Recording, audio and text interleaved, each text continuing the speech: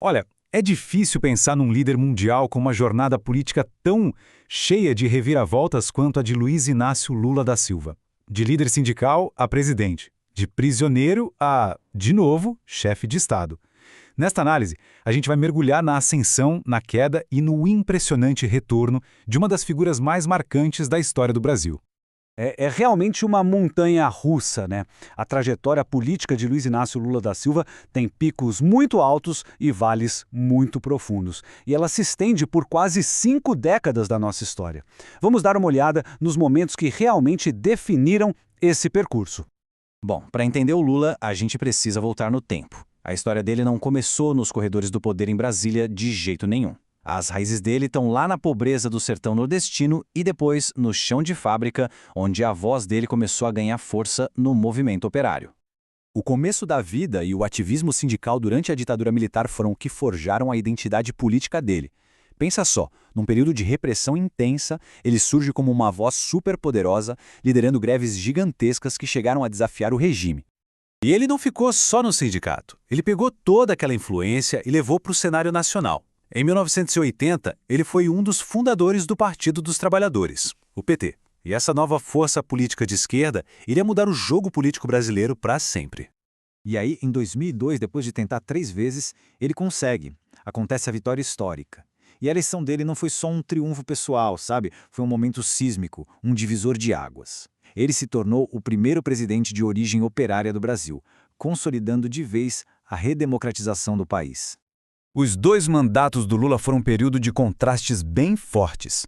De um lado, a gente viu conquistas sociais históricas inegáveis, mas do outro, a sombra de grandes escândalos de corrupção começou a crescer e a assombrar o governo. O foco do governo era claro: reduzir a pobreza e promover a inclusão social. E isso veio através de vários programas que se tornaram muito conhecidos. O Bolsa Família, em especial, acabou virando um modelo para o mundo todo, inspirando programas de transferência de renda em vários países. E o impacto dessas políticas sociais foi gigante, reconhecido globalmente. Um dos resultados mais simbólicos, sem dúvida, foi a saída do Brasil do mapa da fome da ONU, uma das maiores conquistas de seu governo, com certeza. E o resultado disso tudo? Bom, em 2010, ele sai do governo com, pasmem, 87% de aprovação. É um número altíssimo, uma das maiores taxas para qualquer líder mundial naquela época, refletindo o sucesso econômico e social do período. Mas em 2005, estourou a primeira grande crise de corrupção, o escândalo do Mensalão. Aquilo manchou a imagem do governo e do PT e acabou levando para a cadeia figuras bem importantes do partido. Só que, alguns anos depois que ele deixou o cargo, um escândalo muito, mas muito maior viria à tona, a Operação Lava Jato. A maior investigação de corrupção da história do Brasil, que acabaria implicando o próprio Lula e mudando drasticamente o cenário político.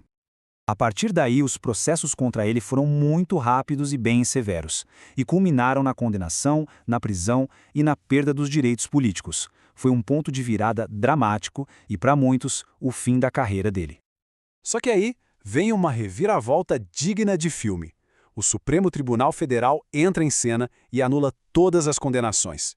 A decisão foi baseada em questões técnicas como a jurisdição do tribunal e a suspeita de parcialidade do juiz.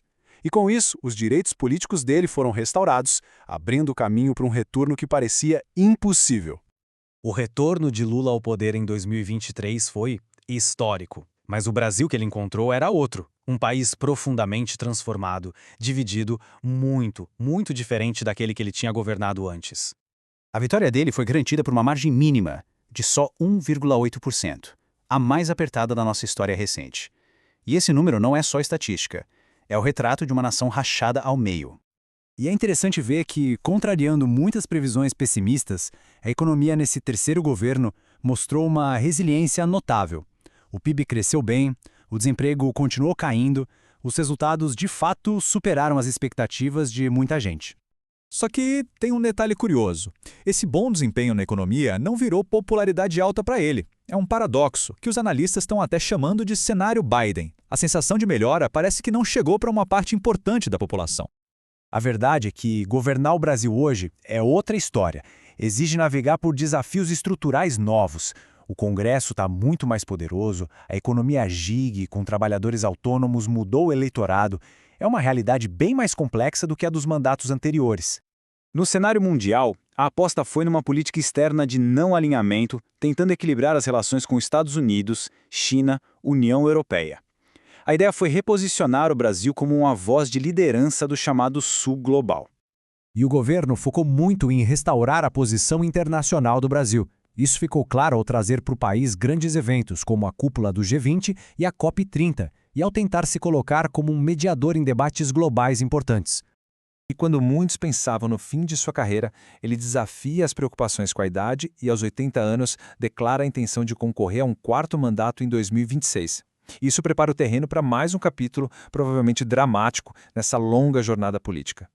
E fica a pergunta no ar. O legado dele é essa mistura complexa, né? De um lado o avanço social, do outro a controvérsia profunda. A questão que fica é, será que o ato final deste titã da política consegue de alguma forma unir um Brasil tão fraturado? Uma coisa é certa, a história dele continua sendo escrita e ela reflete as contradições e as esperanças da nossa própria nação.